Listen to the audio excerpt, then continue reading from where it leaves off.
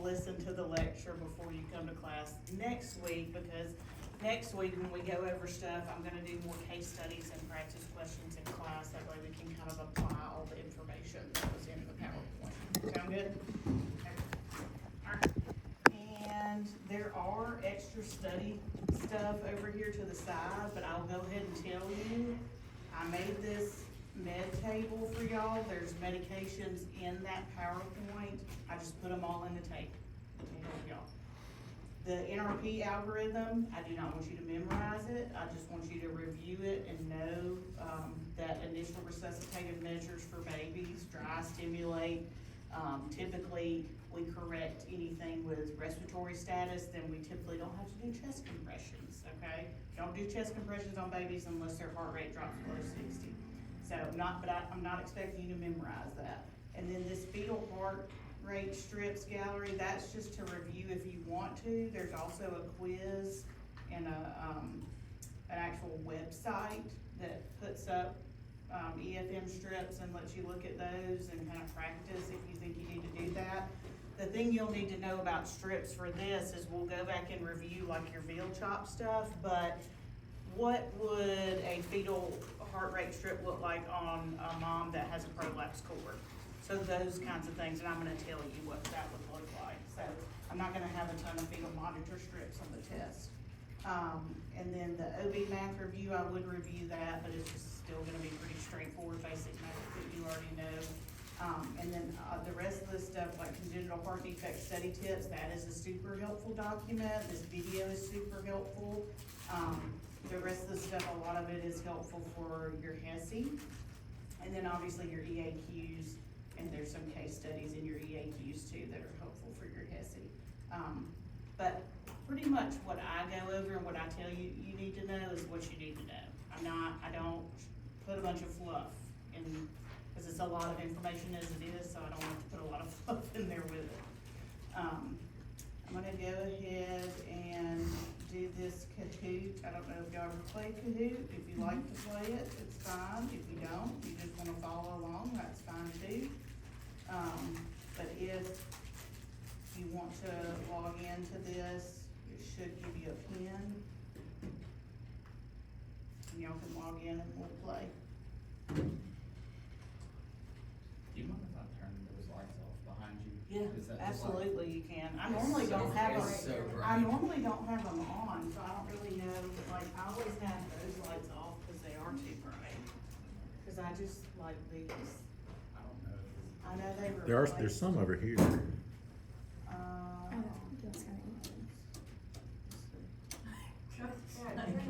There you go. Wait, it is that better? so much better. Okay. Yeah, cause I normally don't even have the ones on the side. Just kind of looking at you talking. It's just, well, I know, that's why I said, I don't like having those on. I know they had to replace the bulbs with all those LED, but it's just too much. It's a lot. Also, that little projector right there with it being right there, if it's loud, cause sometimes it plays that little background music on Kahoot, if it's loud, let me know, I'll make sure to turn it down.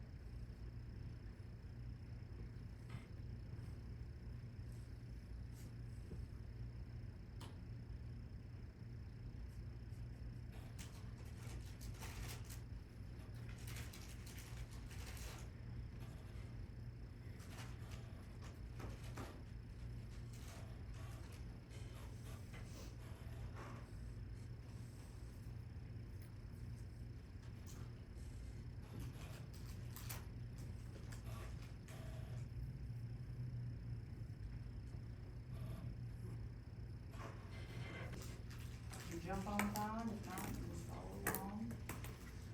There's 20 questions to kind of get your brain back into the OB world.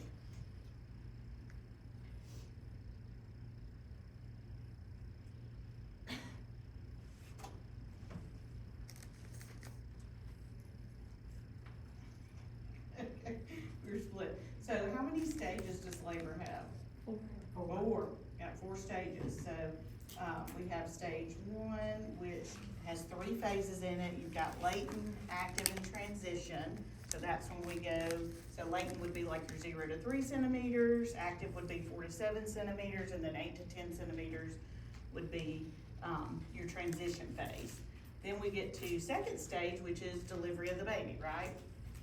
Hopefully that doesn't last more than a couple of hours. We really don't want mom pushing more than a couple of hours, at the most. And then stage 3 would be what? Placenta. Delivery of the placenta, which technically we want the placenta out within 30 minutes of the baby coming out. Usually it takes less time than that, but that's about as long as we wanna wait, cause if we have to go in and manually extract it, or the physician has to do that, then we're more at risk for postpartum hemorrhage. And then 4th stage would be maternal stabilization, and stabilization of the newborn.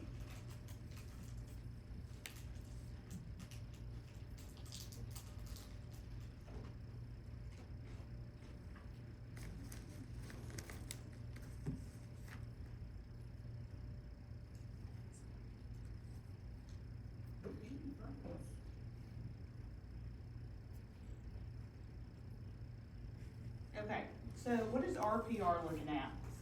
Syphilis, which that was a spear sheet on the picture, so that gave it away, that's not HSV. HSV is a virus, so the RPR, rapid plasma reagent, or the old term would be VDRL, it's checking for syphilis. Now, I will say there are times you can get false positives on those, but remember that is an initial screening, so if it pops positive, they're gonna do further testing to see if the mom is actually syphilis positive, or she may have a previous diagnosis of that and they just need to redo her titers.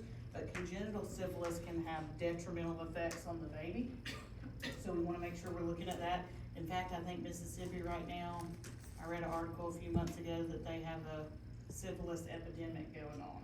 So it's really important that we educate our patients when they get treated, their partner has to get treated, but they have to make sure they're both completely clear. Because if not, then it may be that they need additional treatment, and we treat it with penicillin.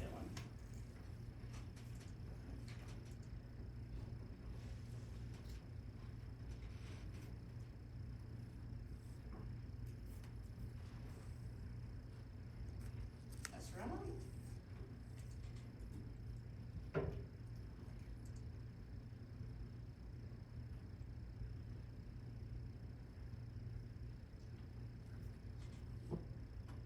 Right, so, y'all remember when you were learning OB stuff in 114, they did something called a non-stress test, and they were looking at the fetal heart rate pattern, making sure they had good accelerations on the baby's heart rate. But if for some reason they look at that and they notice after about 20-30 minutes of monitoring, the baby's just kind of flat. Like they have a good baseline heart rate, but it's not really accelerating, they're not moving a lot, so there may be a little bit concerned, so the physician will then order a biophysical profile, and that's an ultrasound, and that'll look at 4 or 5 different categories depending on what scale they use. And the ideal score would be an 8 out of 8 or a 10 out of 10, and that's gonna look at amniotic fluid pockets, like the correct amount of amniotic fluid, and making sure that the baby has plenty of fluid there, that they have good like breathing pattern movements, that you see them moving a lot, that you look at the actual activity of the baby along with the fetal heart rate. So if that looks good, then maybe baby's fine and baby was just a little sleepy when we did the NST. If it doesn't, then maybe we're delivering earlier than we'd like.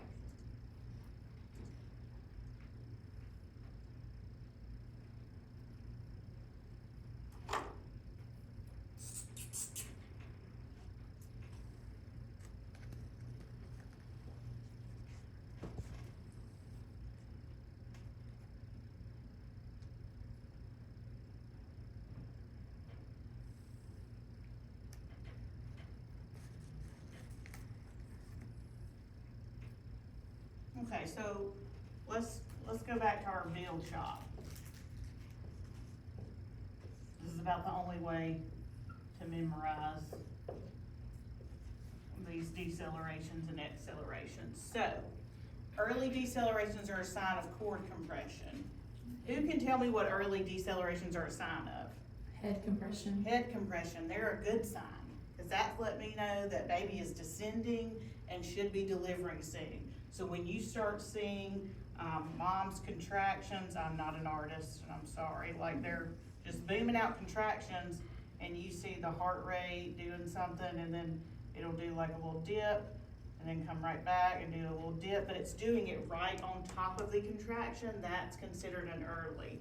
Comes right before the peak of the contraction, so it kinda looks like they mirror one another. So here's mom's contraction with the TOCO, here's the ultrasound, monitor, and that's showing that baby is having, good head engagement and hopefully gonna be delivering soon. So early decels are a good sign, and they mean or head compression. So head compression. So y'all just remember your field shop. So what does cord compression? Variables. So variables indicate cord compression.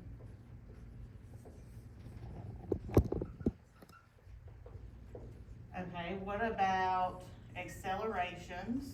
They're okay. They're okay. We wanna see that heart accelerating, at least, 15 beats for 15 seconds. What about late decelerations? Alright, so usually uteroplacental insufficiency. This is a bad sign. This is what we do not want. Because that means our baby's not being oxygenated very well. So if I have a variable deceleration, a lot of times what you'll see on the monitor is you'll see a fetal heart rate, but when it does its deceleration, it's more abrupt, can kind of look like a V for variable, if that helps. But usually even though it's abrupt, it comes back up to baseline. What we don't like to see is continuous variables, because we know maybe mom came in ruptured and she's losing so much fluid so quickly that the baby is, compressing against the cord, and that's causing some issues. They can do something called an amnio infusion to help with that. But do y'all remember what our interventions are as far as nursing interventions go? Left lateral fluids. Left lateral. So we usually do least invasive to most invasive, right? And then what? Fluids. Okay, IV fluid bolus. Okay, we can do O2. How much O2? How are we giving it? Non-rebreather. Yeah. If you just slap on a nasal cannula, that's not really gonna help the baby, right? So we're gonna crank it up, usually 10 to 15 liters. And then if we have lates, what are we gonna add to this? The Pitocin. Stop the Pitocin, right? So stop Pitocin, and at that same time, you're notifying the doctor.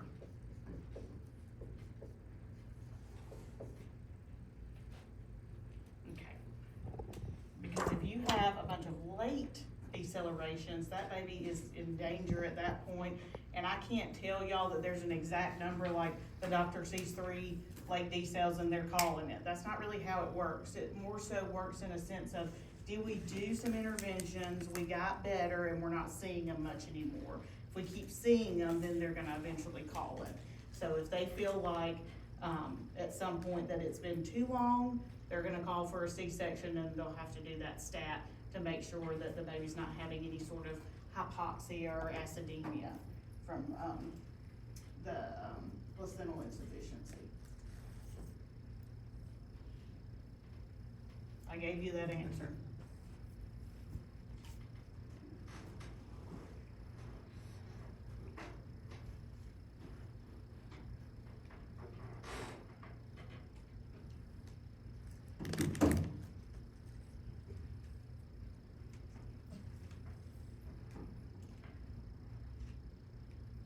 Look, y'all are so smart.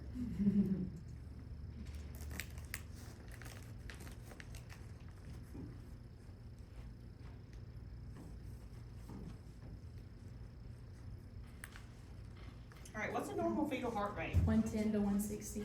110 to 160. If it's 80s, that's considered bradycardia.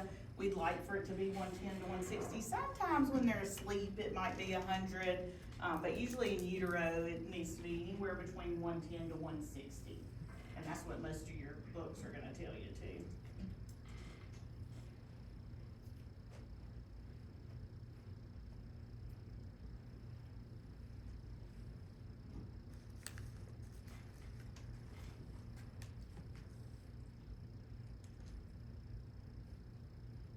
Okay, so do y'all remember what Metrogen is?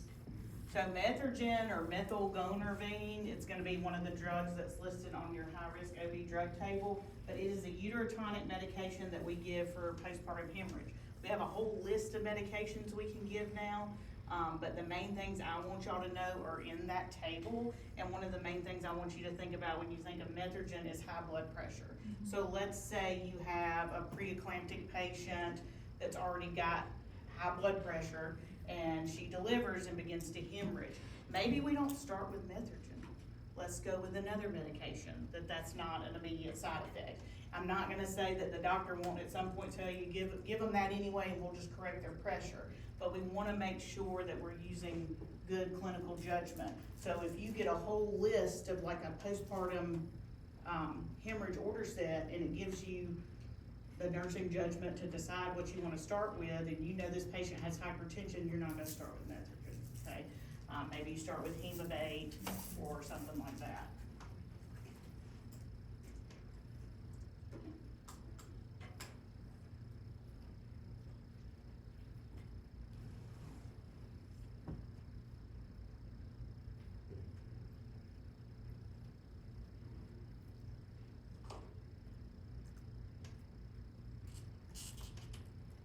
Right, so tachysystole, just a fancy word for those contractions, instead of having a nice little peak and then we get to rest before they're just kind of stacking on top of each other. So a normal contraction may last 60 to 80 seconds at most. It is not supposed to be lasting a minute and a half and then we get no breaks for the uterus.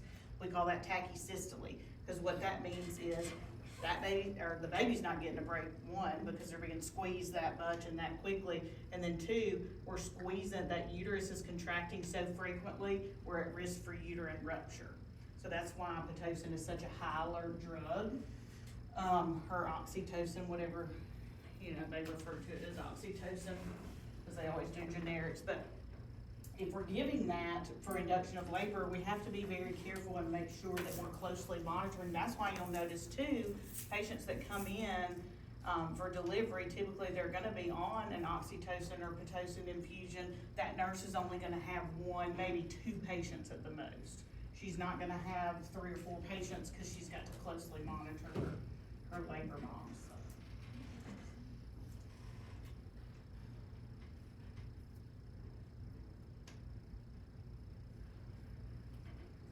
Do y'all remember positions for baby's head? Okay, so what is the ideal position for the baby? Occiput anterior. So you think about the occiput in relation to the mom as far as her tailbone or sacrum goes. If it's occiput posterior, that means the baby's coming out face up, or what we like to call sunny side up. So that pressure on the back, from the back of the baby's head, is pushing on the mom's sacrum. So you'll notice those moms will complain a lot of lower back labor, and it really slows down the labor process. It can be a lot more painful, and sometimes they can't come out that way and they end up having to have a C-section. So it just depends. Sometimes the physician can work their magic and get that baby to turn just a little bit, but a lot of times it can be very painful. So OA is the normal ideal position for vaginal birth. I'm not gonna ask you about these positions, but I just like to review this in case Cassie tries to bring something up about positioning.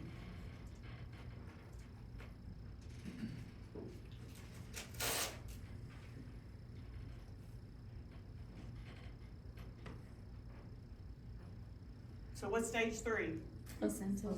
Placental delivery. So again, that should be less than 30 minutes from time of baby delivery. What you'll notice after the baby delivers, when as we're waiting for the next contraction, once that occurs, you'll see the cord lengthen, because that'll let you know the placenta is tearing away from the uterine wall. You'll see another gush of blood, and then it should come out whole. The doctor's gonna look at that and verify that that has occurred, because if we have any retained placenta or anything like that, we're at high risk for postpartum hemorrhage.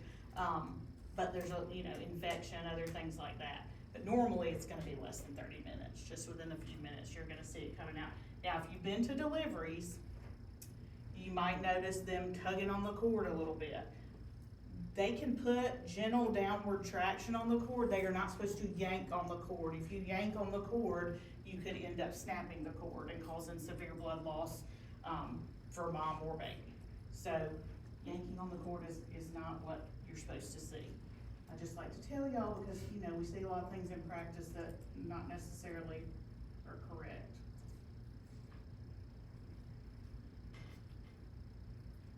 So non-stress test.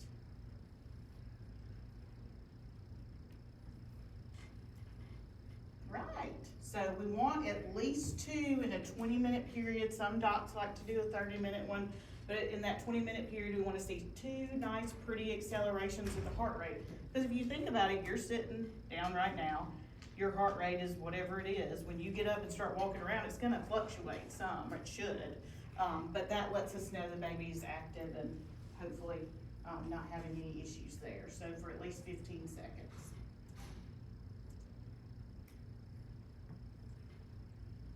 APGAR scores.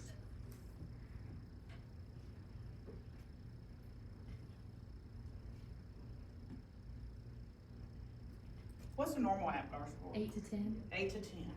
So usually babies don't get a 10. Nobody's perfect, right? And babies usually have acrocyanosis, so their hands and feet are typically a little purplish, bluish color when they come out, because their periphery is not perfused as well right away. But 8 to 10 is normal. If we get a 1-minute score, then we get a 5-minute score.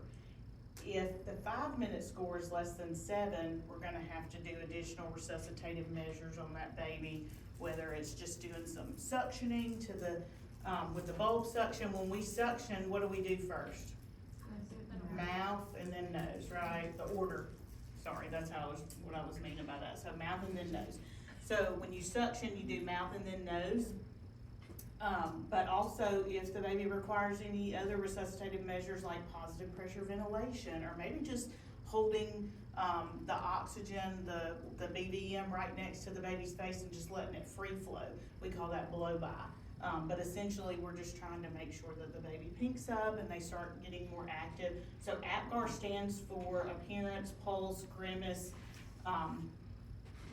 and then activity, and then reflex irritability, I believe. But anyways, when you do the scoring, they should score anywhere between 8 and 10 ideally. I'm not gonna make you do an APGAR score on the test, just FYI. Essie might do that.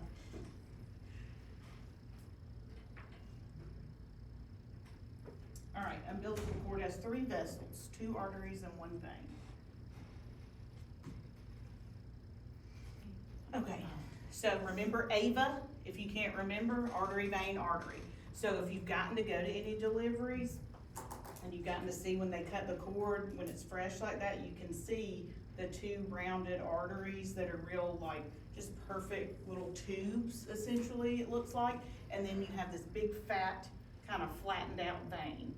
So the vein is usually a lot larger.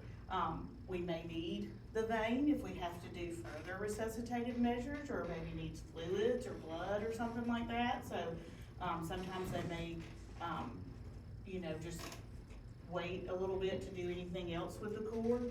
But the main thing you need to know is you can live with 1 artery and 1 vein, but you can't just have 2 arteries and you can't just have 2 veins.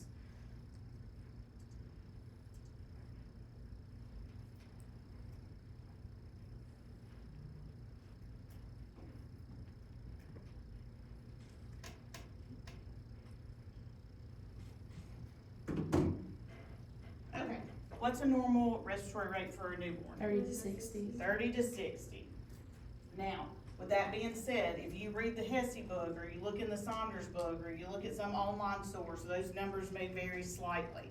I'm never gonna make it be where it's like on the edge and you're sitting there wondering, does she mean that the baby's breathing too fast, or is that normal? I'm gonna throw some other things in there like, we're grunting, we're having retractions that let you know baby's in respiratory distress. But typically when they're breathing anything above 60s, we consider that tachypnea. And then obviously anything below 30, we're sitting there wondering, why are they breathing that slow? That may be because they're sound asleep. If you got a baby that's breathing 66, well, why are they breathing like that? Are they crying because you're about to feed them? Are they crying because they're strapped to a circumcision board? There may be reasons that they're breathing a little fast, but we need to determine, are they actually in respiratory distress? So 30 to 60 is your norm.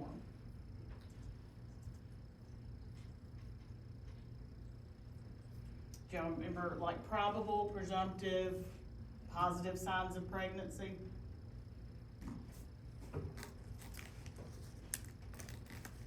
Okay, so Chadwick sign is a probable sign of pregnancy. So Chadwick sign and Goodell sign are referring to the cervix, and that softening, and then that bluish discoloration that you see on the cervix. But what's a definitive positive sign of pregnancy?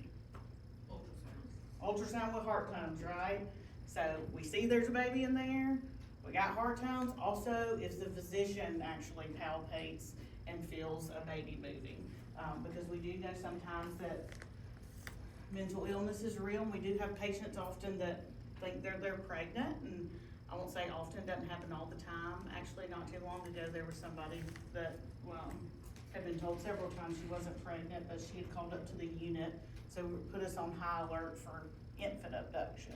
Okay, so we're just being more mindful, to make sure that our babies are safe, and that our infant security system works well, because every once in a while you'll get somebody that has that, and that's a delusion, so it's hard to make them understand that that is not true.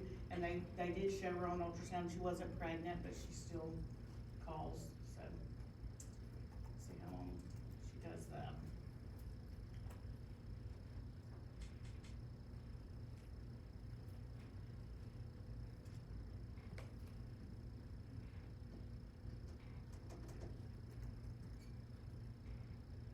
Okay, so what does folic acid help? Iron lungs?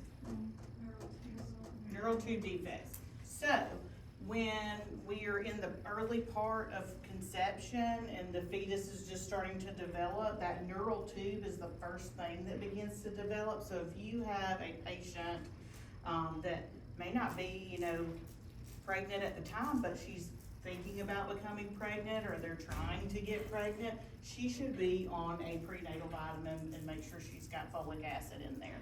Because that happens so early on, we want to prevent any kind of neural tube defect if we can. That will be like your spina bifida, myelomeningocele, things like that, and we'll talk about that when we do high-risk newborn.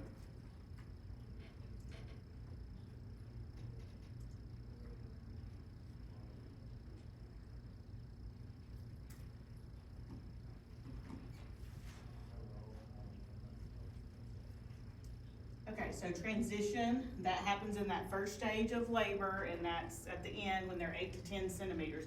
So we call it transition because usually this is when, if you're not in the room with your patient and you're the labor nurse, they're gonna call you and be like, I'm feeling a lot of pressure, because they're starting to feel that baby's head coming down, hopefully it's the head coming down, that presenting part coming down. They may also start to vomit and get really, really nauseated because it's such a shift. If they've got a good epidural, they may not feel much of anything. What you might see as the labor nurse is a bunch of early deceleration. So if you're not in the room, you might look on the monitor and go, got a bunch of early decelerations, I should go check my mom. And then you'll know, hopefully that she's transitioning and getting ready to deliver. So is yours, so we do ours at 7, so they start transitioning at 7. So do you start yours at 4? So you do 4 to 7 and then you transition at 8? Or what's your middle range for yours? What do you mean, for active labor? Yeah. Yeah, so 4 to 7 is active labor, and then 8 to 10 is transition. I'm not gonna be nitpicky about stuff like that, but that's That's just textbook.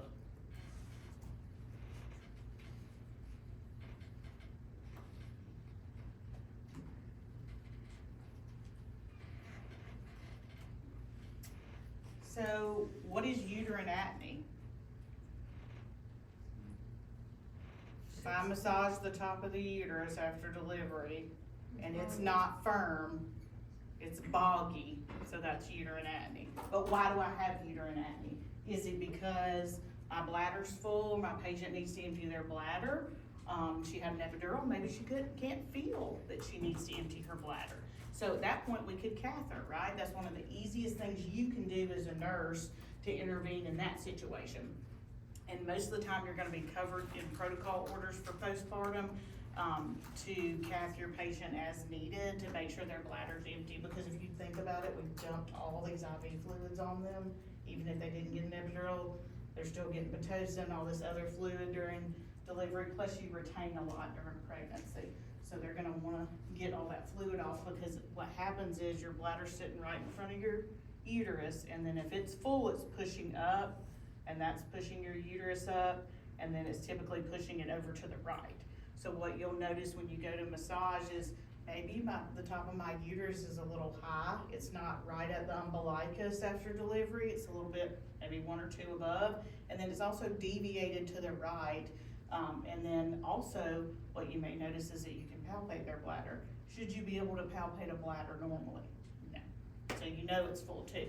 And what you'll also notice with these patients is the labor nurse may be doing her regular fundal checks right after delivery, because the first hour they're doing them like every 5 minutes and every 15 minutes. When they're doing that, sometimes urine will come out anyway because their bladder is so full. So we wanna make sure that that bladder stays nice and empty so we don't end up with a boggy uterus and then a hemorrhage.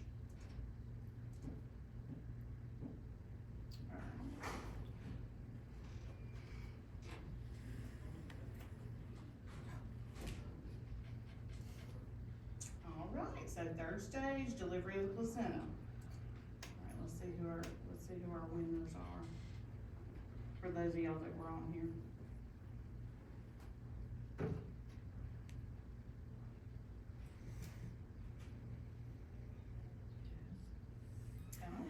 Alright, good job. Didn't say I Marty pants. Okay. Alright.